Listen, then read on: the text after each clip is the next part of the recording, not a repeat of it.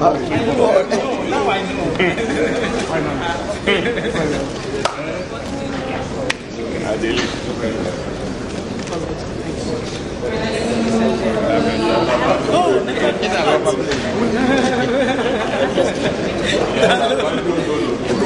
Thank you.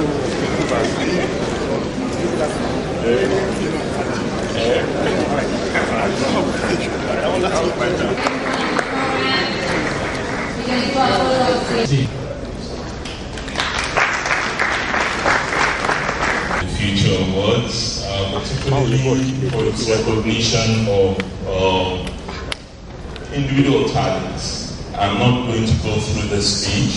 It's already on the website. If you visit ekiti.gov.ng, you find it there, so you can read the entire speech. So I'll go through that, and I listened with rapt attention to the contribution by my sister, Obiageli Ezekosili, and I picked out snippets from what Governor Rotimi Amaechi said. And of course, from the reactions, I knew that there were going to be fireworks. For me, I was asked by the organizers to focus on standing out from the inside. That was how they put it. And the inside with a very, very cynical bent. There's the assumption that when you are inside, of course, you are not necessarily likely to stand out because there are impediments inside that make it difficult for you to stand out. And I know that many of you are extremely disappointed at the turn of events in the country. But you're not alone. If it's any comfort to you, I've gone through the trajectory that many of you are going through now. As a student union activist, to an anti-military, pro-democracy, barricade campaigner, to a policy actor in government, before becoming a partisan politician and a governor after 3.5 years in the law courts. So that trajectory, if it offers me nothing, is at least it offers me some perspective about where many of our young, legitimately angry people are coming from. But what it also offers is the opportunity to know that you don't have to be where you are. Anger cannot get you through the challenges of the moment. And I believe that many of you already know that. You have acquired or you are acquiring for yourself a decent, solid education. And this exercise itself is part of the exposure you need in order to move from the idealism to pragmatism. And pragmatism does not necessarily have to be opportunistic. Because when people see me and ask the question, with all of the decent education that you've acquired and the opportunities you've had in life, what the hell are you doing in politics, especially the Nigerian variant of it? And many young people also ask me this.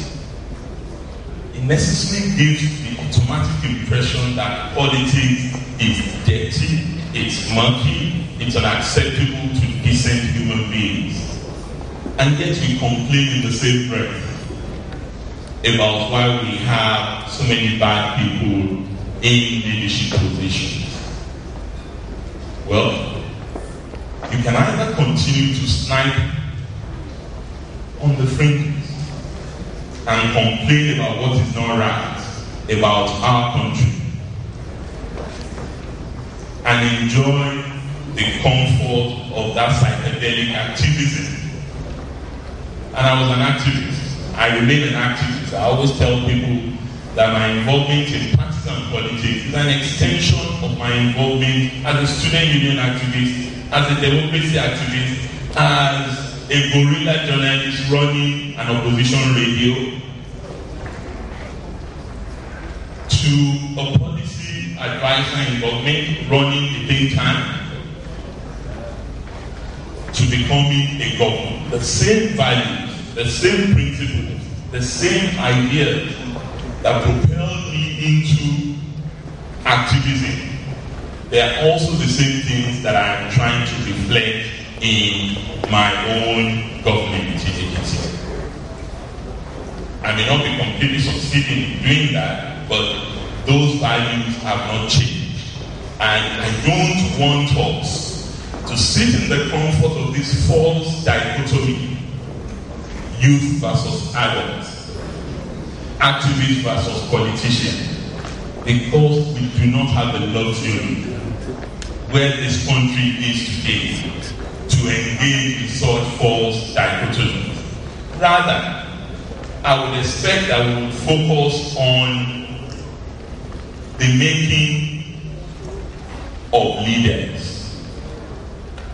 and how leaders are able to empower others to become leaders in their own rights, in their communities and their constituencies, rather than celebrate this heroic individual who is all-known, charismatic in the way he or she conveys his ideas to society. So instead of seeing politicians in that general space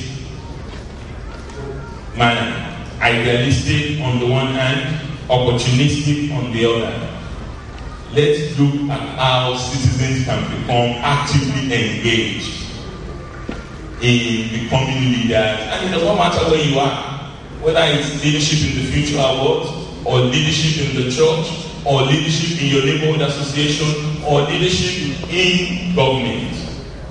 The same values, the same principles are almost always needed in order to transform your own environment. And it's not a one-size-fits-all thing. So I'm glad my sister Obi said, let's be wary of one solution. At the same time, we must never let the perfect become the enemy of the good. There are so many people around us here who have seen that El Dorado. And when we were in school, we used to be like that. I see Dele here, I see Obi, I see a lot of people who are in the struggle together. Dele and I were involved in running Radio Kudirat. Dele Momodu, I know many of you know him as entertainment guru. But he used to have a solid and active involvement in the democracy movement. And he continues to have as a leading politician in the country. But we were driven more by ideals. And that's why, even when that democracy came, many of us were not involved as partisan politicians. We were involved in other things. Immediately democracy came, I spent the better part of my time organizing what became known as the Okuta Commission. Many of you may not recall that. That was what I first did when I came back to the country, focusing on human rights violations under the military. And then I worked with the government in an advisory capacity on security sector reform. I worked with them on the Millennium Development Goals Initiative.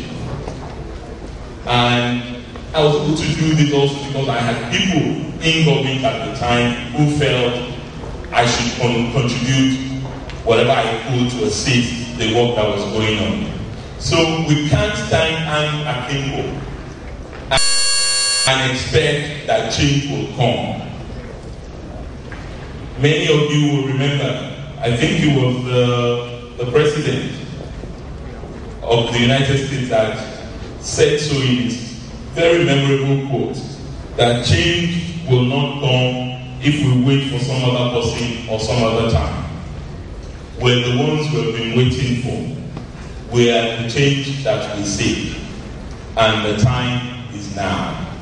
And that's why I am particularly happy that the Future Award has decided to move from honoring heroic individuals, honoring excellent talent. And I'm very suspicious of awards. Let me start by saying that. But the award that the Future Award has been involved in, I've actually recognized people that I know are independently verifiable as performers in the sector to recognize them. I have at least 2 of them from my state, and I'm very proud of them because they're brand ambassadors from Ekiti. Many of you would, of course, know Tosi Otitoju, and you'd also know Kayode. They're both Ekiti citizens, and they are Ekiti citizens that I'm proud of wherever I go, and I tend to associate a lot with them. So for me, I think the everyday struggles of citizens must be owned by citizens. It cannot be owned by governments. It cannot be owned by officials of the state. They can assist, they can direct, they can provide a vision, they can declare a mission, but ultimately it is you that will change society, not those who are already in their comfort zone. And regardless of what many of us may say, unless we take an institutional perspective to restructuring what is that comfort zone and redirect it towards ownership by the people, we will not be fundamentally transforming society. We will still be engaging in transaction rather than transformation.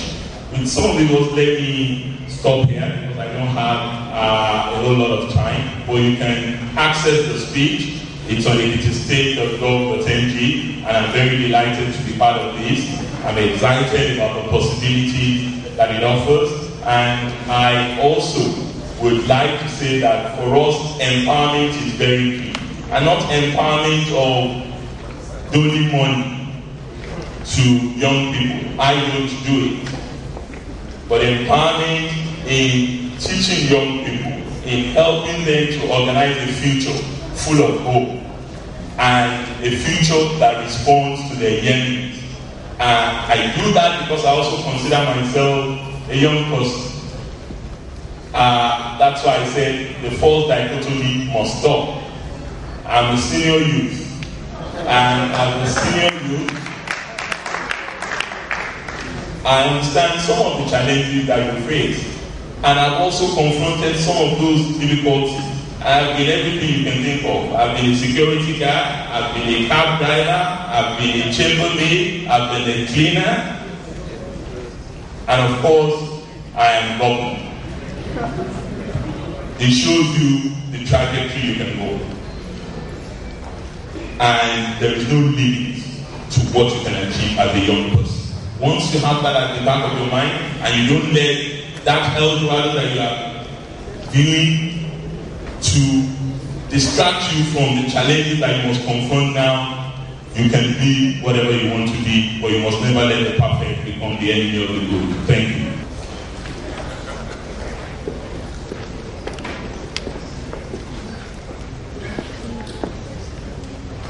Well, thank you very much for clarifying me. But we used to say we still want to invite one more person to join us. We want to invite Ms. It's actually the Special Assistant Federal Minister, Special Assistant now to the Federal Minister of Youth Development, and he also used to be a Special Assistant.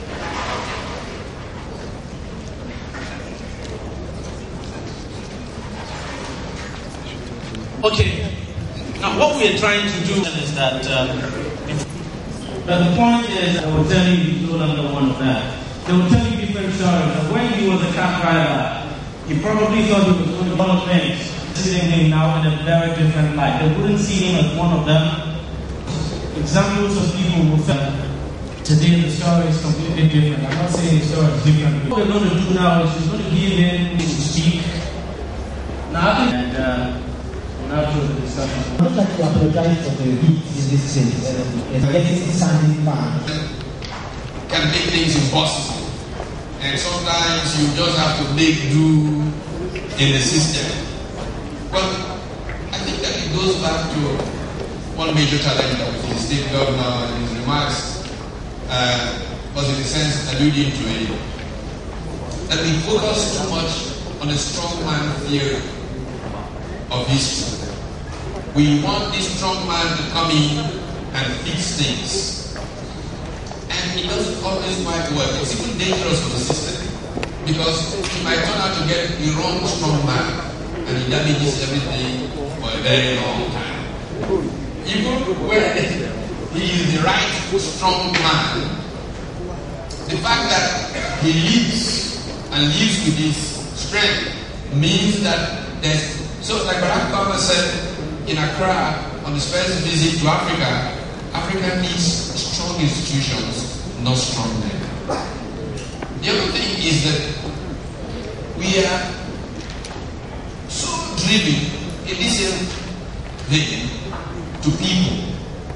We can't discuss issues. It's about who is saying what. Patutomi. Don't listen to him. It's Patutomi. I think we should begin to deal with issues through people. Discussions are made difficult when they go at the meeting. And people feel that they are personally insulted and therefore will never move from their position. That's another thing. Another thing I think I want to raise here is that there are issues that should be above partisanship. We must have a sense of nationhood, a sense of right and wrong that's above whatever partisan positions we take. For example, we're talking about national conference discussing in Nigeria. And people are running into regional goals. They're running into all kinds of goals. The truth is, constructing a modus vivendi for the people is above whether you come from this part or that part. And that's why that discussion, for example, has quickly become about derivation. And I can show you that derivation is not the issue as far as progress is concerned. The states in some regions of the country that have received a lot more money because they have a lot more local governments. And local governments now get allocations directly from the center have become poorer, even with more money coming to them. In the same vein, I would not attack Regional Mohammed who says the governors of the South don't have the capacity to manage the monies they are getting. Because we see some of them live in London more money than have been available to help the poor in their states. So it's not a matter of region, it's not about principles. The region, if it's outside of the compass, you can pass. I think I'll be made that point quite well. I'm afraid for some I'm going to hand the microphone over to the governor of River State, Honorable Rotimi Amechi. He's been in government, he told us, for a very long time. As a matter of fact, from day one, yes, I grew up knowing him to be in government. Position very clear. Not only you plan looking for his position, which is very, very clear. The other thing I would say is that I'm not ready to let Mohammed, but I've heard of his comments, and somehow Prof. buttress that comment and seems to be nearly supporting that. And I want to say to everybody who is here, including Prof, that there's a need to visit the South states. If we sit back, like I told the American government when they invited us to America, if you sit back in Washington and analyze that data, you get it wrong. Get it wrong. We are come to River State, we are building one of the best primary schools in the world, not Nigeria. I can tell you what the Minister of Foreign Affairs said to me, my Minister of Foreign Affairs, was the day at Ethiopia. Since one day he was standing, and 2 European ambassadors said, I've been to River State together. President, the primary schools I saw there are not in my country. And then they told me, that's my state. He was very proud to say, that's my, because he saw what was on ground. You need to visit, come, we have to let people come and see. You see that, okay. No, forget about me, others are doing the same. Others are doing the same. The secondary schools were put up there because we have asked ourselves, what is it foundation to find a solution to these problems. The foundation, outside the fact that the structure of the economy was changed, like it or not, if not change it, it will continue. The only thing you will get is what the governors will do, like what they are doing. Cosmetics. Primary school is bad in fixing. Secondary school is bad in fixing. University is bad in fixing. As you're fixing this, another one is going fine. But when you take off the system, when you make an economic change, then you see progress taking place. Come to Rivers State, we are doing a monorail. Is that the solution to transportation? We need to put food on the table. In fact, there was this text I got about this new bill people are heard about, where they say it's 35,000 naira. Somebody said, does Jesus Christ answer your prayer if you have that? It will solve the problem. We must have a holistic response to our problem. Our problems are beyond ethnicity. When you hear ethnic arguments, the rich people from one ethnic group want to be part of the pie. And because their hands are not there yet, they begin to find ethnic arguments so that they can be admitted. Once you admit them, it's over. It's over. That's what's going on. So I think that we should look at how to find those solutions. The youth, I'm not saying cannot be part of it, they can. But I'm saying if you want to be part of it, don't go for cosmetic change. Don't say you want to come and go for John, yes, I hope I got the name correctly. Thanks. Here with two very progressive governors and to see some very progressive people in front of me, and former Honorable Minister Dr. Symposium.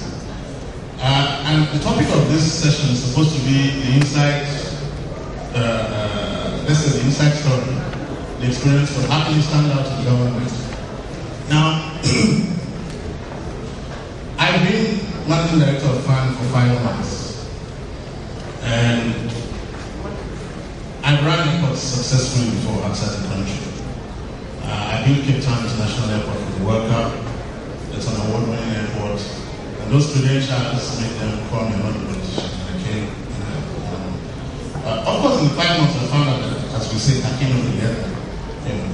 It's a very different ballgame. But I want to say something to the youth, and I want to use this ladies and gentlemen around me to buttress the point.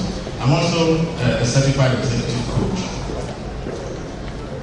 And what I'm trying to say is this. I heard what Governor Michi said earlier on. I agree with a lot of what he said.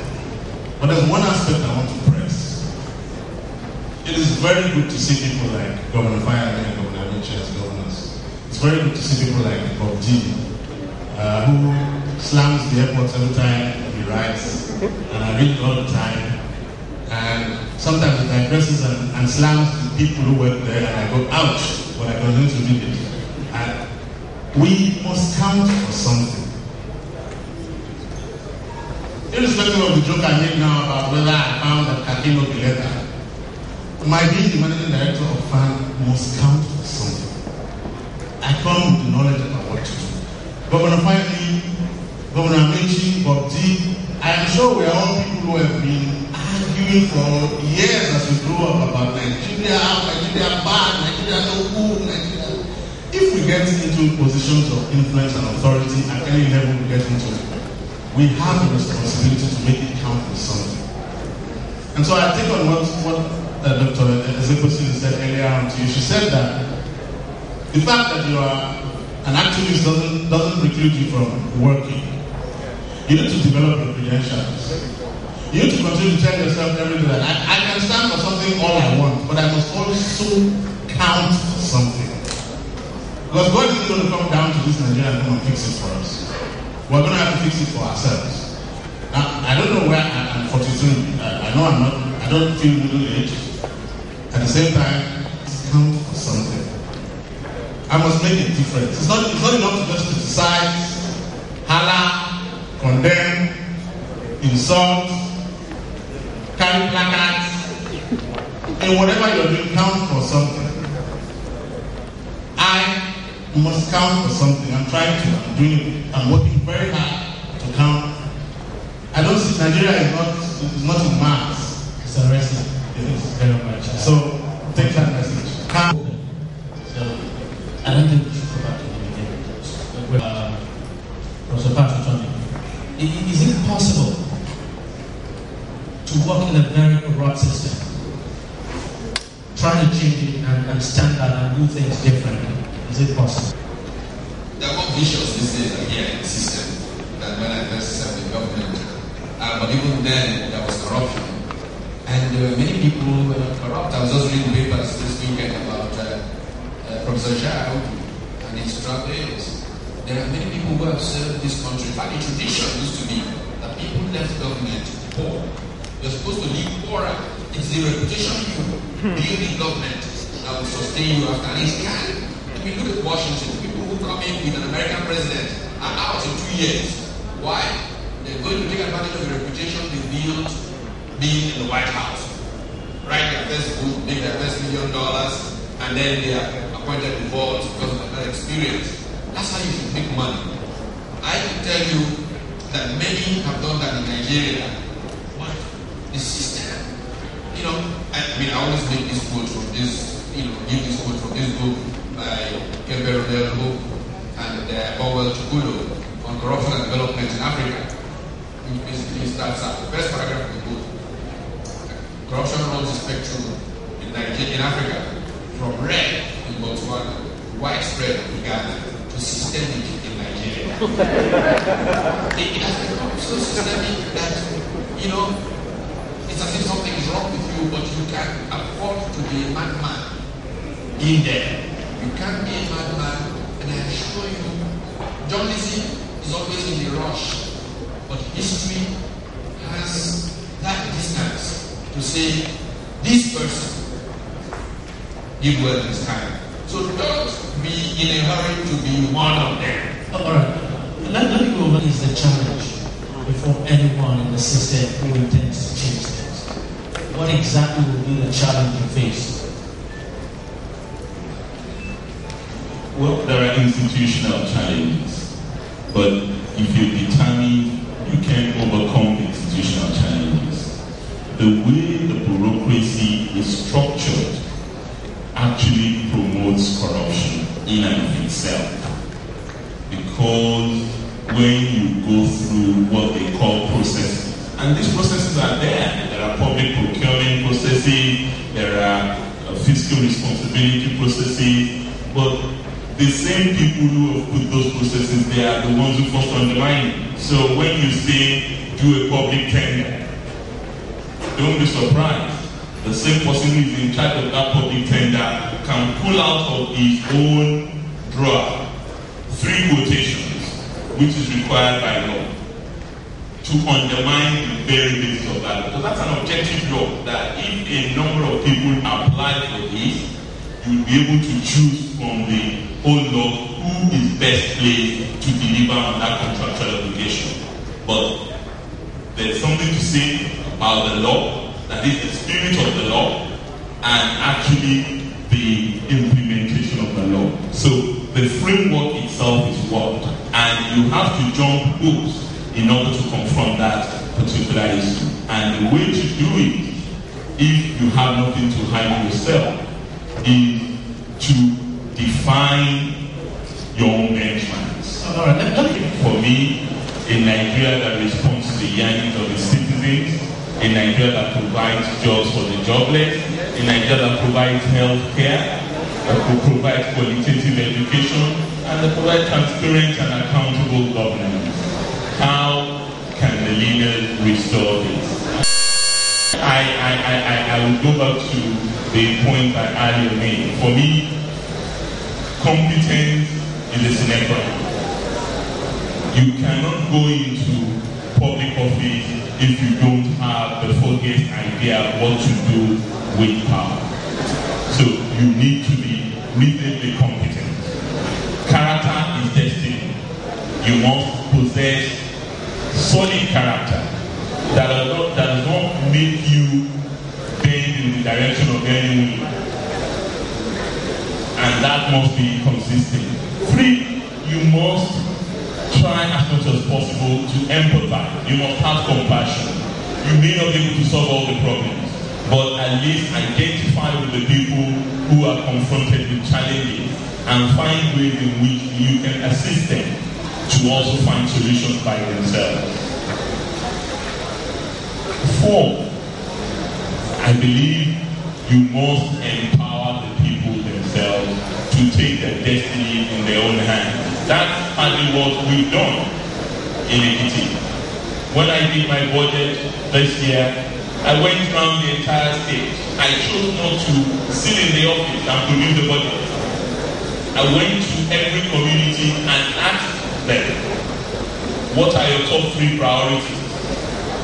Is it your local school? Is it the primary health center?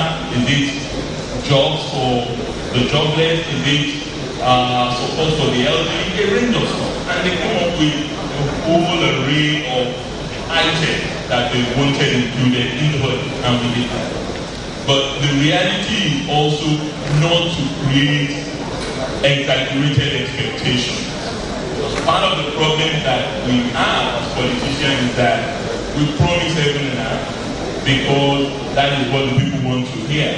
But then when we get to office, we don't have the capacity to deliver on those promises we make. And part of the problem too is that some of these governors, some of those who run for offices, claim some of the things they're promising are just not realistic. They know the states do not have the resources to meet some of those promises. Well, some may appear unrealistic, but there were things I promised when I was campaigning way back in 2005. I promised that I was going to introduce social security for the elderly, the indigent elderly, way back there. And you've done that. And I've done that. I promised that I was going to put a computer on every desk. And you've done that. And I've done that. And the people who thought it was just an opportunistic campaign on the part of the politicians, who are now changing their mind about it. I mean, it's very good you've done that because, right from 1960, political campaigns always revolved around light, water, and road. Unfortunately, in 2015, light, water, and road is still going to be, some of the major political topics that will be campaigning on this time. But it's good you're doing something different. And let me go to the next question now. Says, how many youth is this directed at any of the youth here writing for themselves? Okay. What is that? Nominated again in 2010, and today he's head of the Future Awards Alumni Network. So that.